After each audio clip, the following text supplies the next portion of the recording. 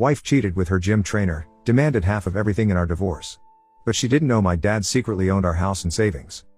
I never thought I'd be posting here, but here I am. I'm a 35-year-old accountant, been working at a local firm for almost 10 years now.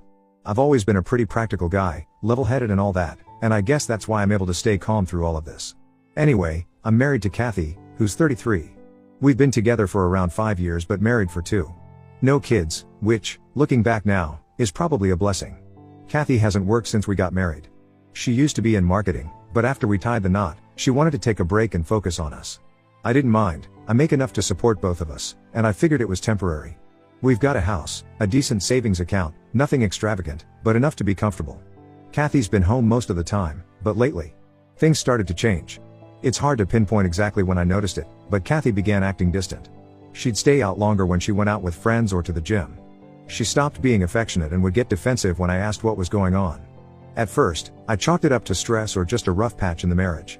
But as the weeks went on, I couldn't shake the feeling that something was off. And boy, was I right.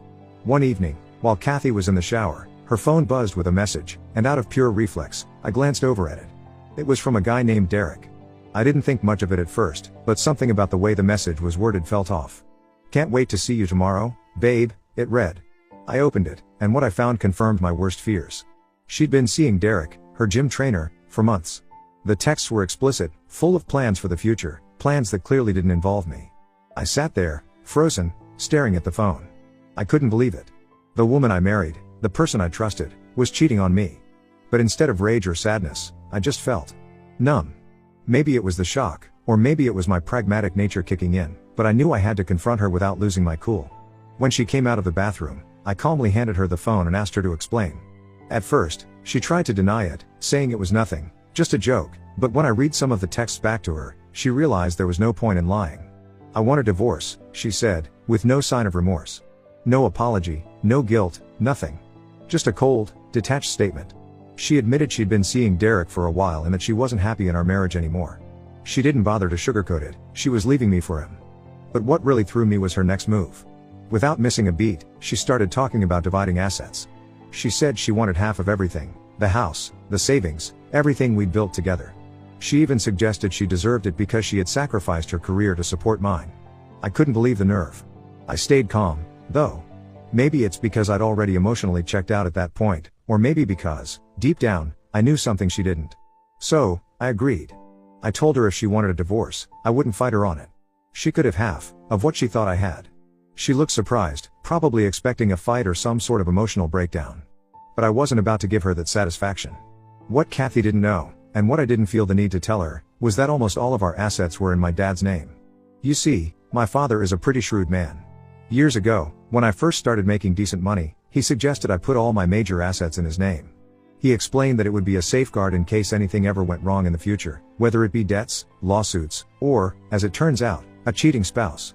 At the time, I didn't think much of it, it just seemed like smart financial planning. So, when Kathy demanded half of everything, I knew she wouldn't be getting what she expected. On paper, I didn't have much, just a modest bank account, a car in my name, and a few other odds and ends. The house? Technically, it belonged to my dad. The bulk of my savings? Also in accounts under my dad's control. Instead of getting into a messy court battle, I suggested we handle things through mediation. I figured it would be easier and cheaper for both of us that way. She agreed, clearly thinking she'd walk away with a significant chunk of my assets. Little did she know. This arrangement with my dad had been in place for years, and honestly, I had forgotten about it until the divorce talks began. It wasn't that I had planned for a scenario like this, but I can't deny that I'm grateful for my father's foresight. The house we lived in was technically owned by him, as were most of the investments and savings that Kathy had her eyes on. I had always kept a low financial profile in my own name, living modestly enough that no one, including Kathy, really questioned it. As soon as the divorce process started, I told my dad in. He wasn't thrilled about the situation, what father would be. But he understood the importance of keeping everything tight-lipped. We consulted with a lawyer just to ensure that everything was airtight and legally sound. Turns out, everything was in perfect order. Kathy could demand all she wanted, but there wasn't much in my name for her to take.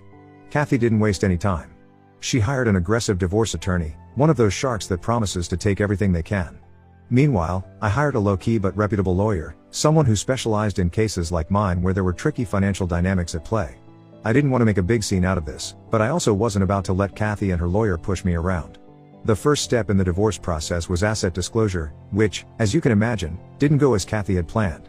I laid everything out in full, just as required by law. But when she saw how little there actually was in my name, her lawyer's confident grin faltered. I could tell they were both confused, maybe even suspicious, but there wasn't much they could do about it. Everything I provided was truthful, and there were no hidden assets.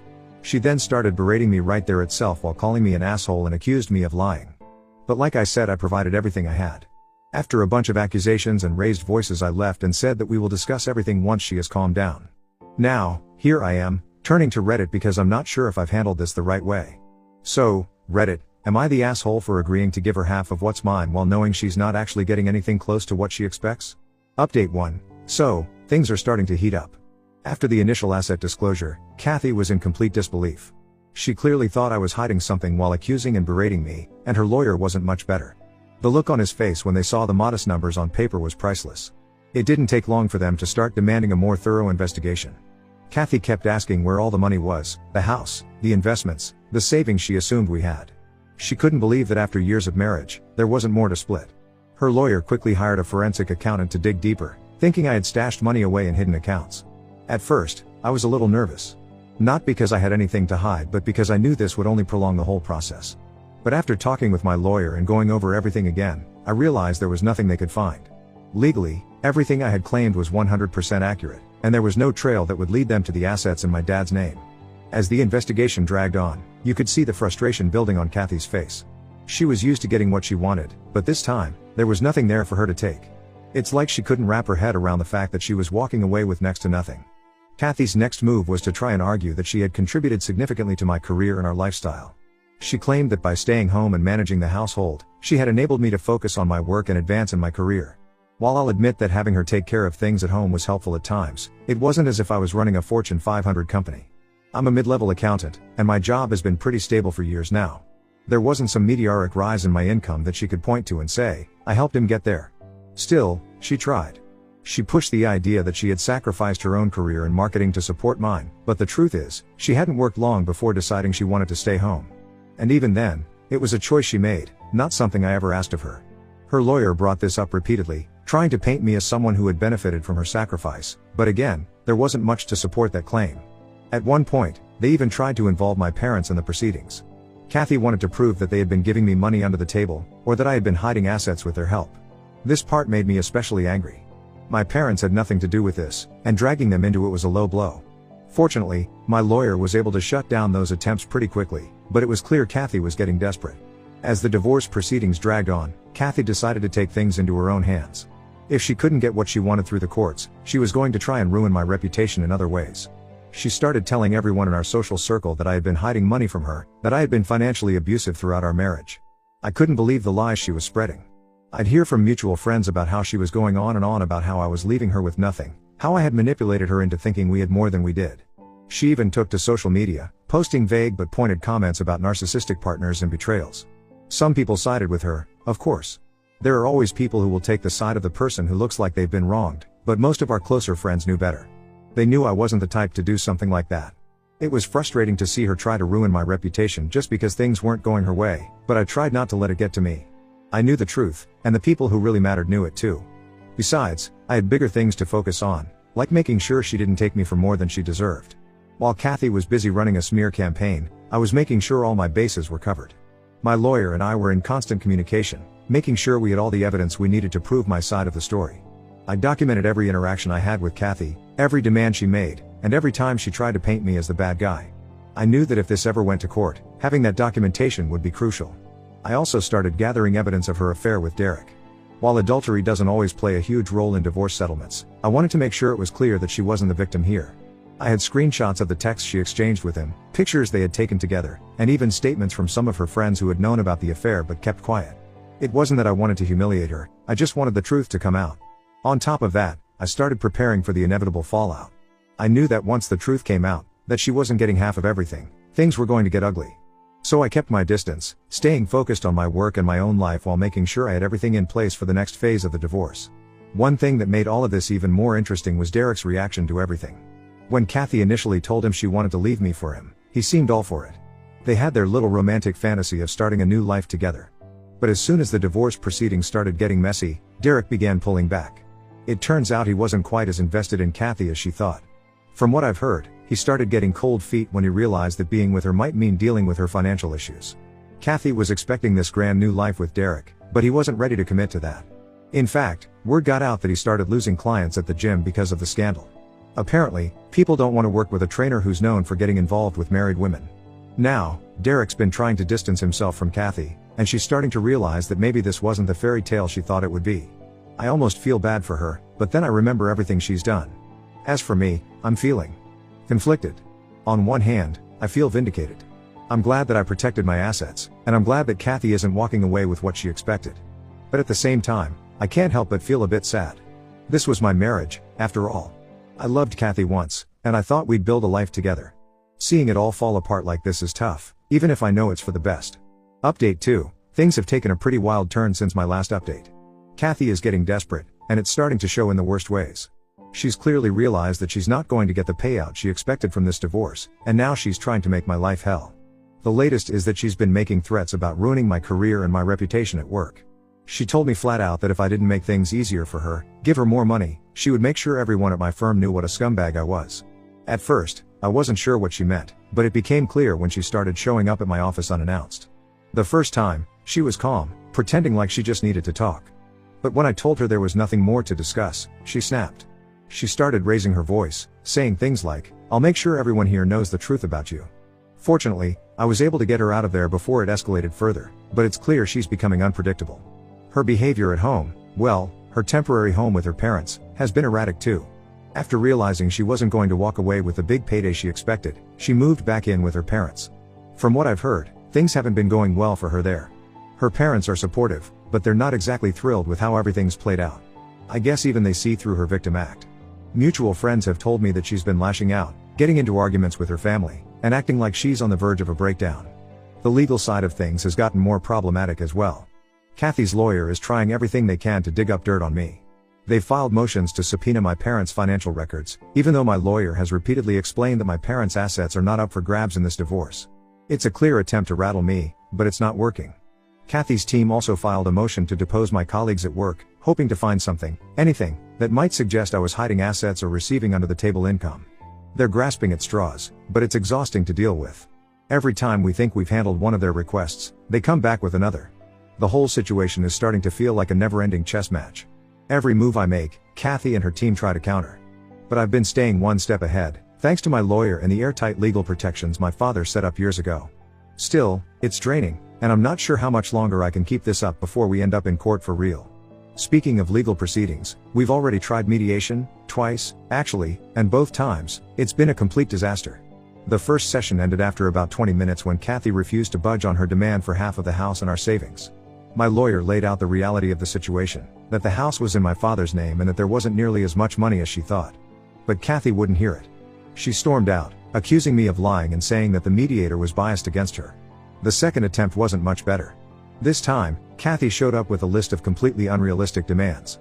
She wanted full ownership of the house, half of all our savings, even though they barely exist, and alimony for at least 5 years.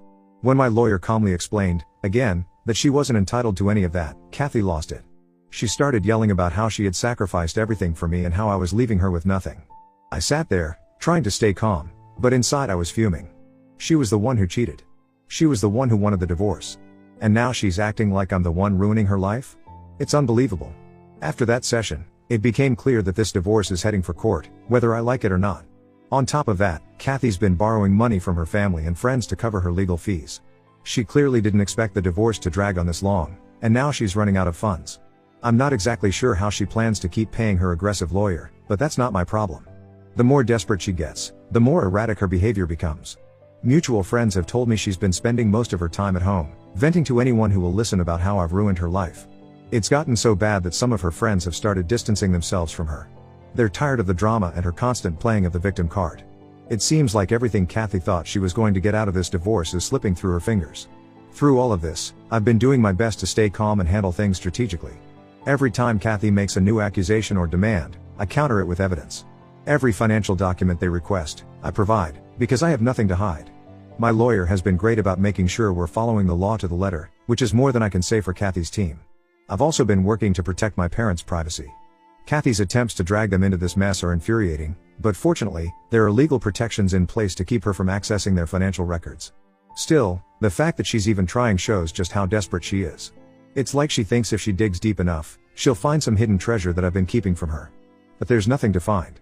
Update 3, the day of the court hearing finally arrived, and to say the tension was high would be an understatement.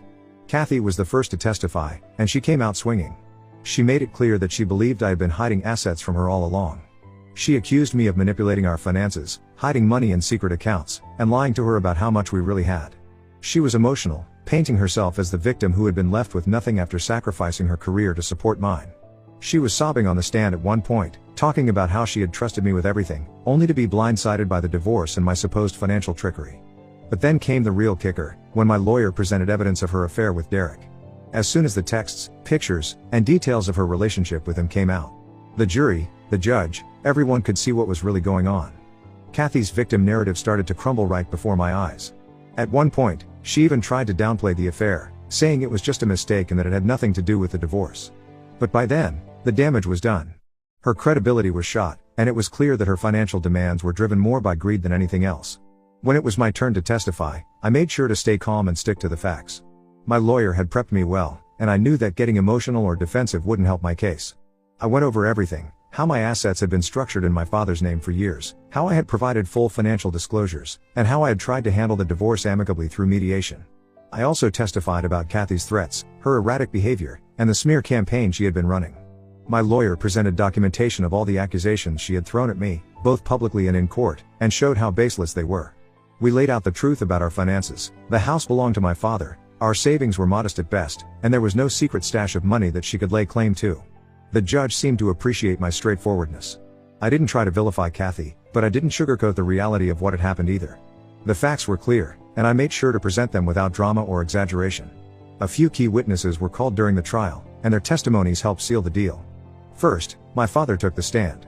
He explained the financial arrangement we had put in place years ago, how the house was in his name, how the investments were under his control, and how all of this was done as a form of long-term financial protection. He made it clear that these assets were his, not mine, and that Kathy had no legal right to them.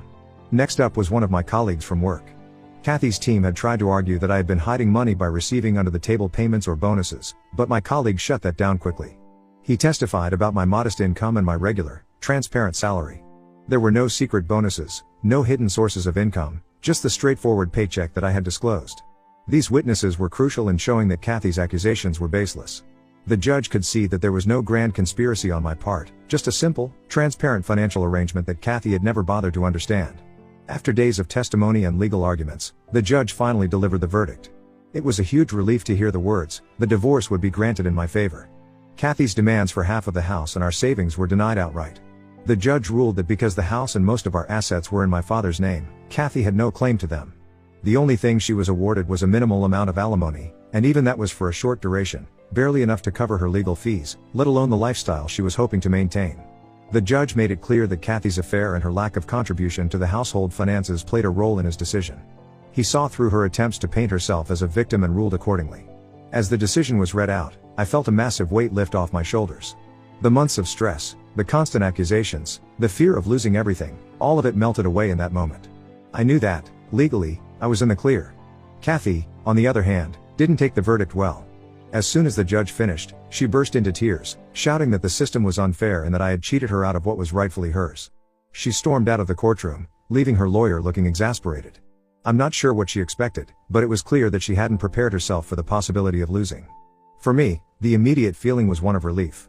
I thanked my lawyer, who had done a good job throughout the whole process, and headed out of the courthouse. My phone was buzzing with texts from friends and family, congratulating me on the outcome. Word had spread quickly, and the local community was already talking about the case. It felt good to know that the truth had come out, and that I could finally move on with my life. But Kathy wasn't done. Outside the courthouse, she had a full-blown meltdown in front of a small crowd. She started screaming about how I had lied and manipulated the system, and how she was going to appeal the decision. The problem is, she doesn't have the money to do that. Her lawyer made it clear during the proceedings that she was running out of funds, and from what I've heard, she's still borrowing money from family and friends just to get by. That being said, I'm incredibly grateful for my father's advice and foresight when it came to protecting my finances. Without his help, who knows what kind of mess I'd be in right now. I'm also thankful for the support of my friends, family, and colleagues, who stuck by me even when Kathy was spreading rumors and trying to destroy my reputation. Looking forward, I'm hopeful. I know it's going to take time to fully recover from this, both emotionally and financially, but I'm ready to move on with my life. I've learned some valuable lessons from all of this, and I won't be making the same mistakes again. For now, I'm just focusing on getting back to a sense of normalcy and enjoying the peace that comes with having this chapter finally closed.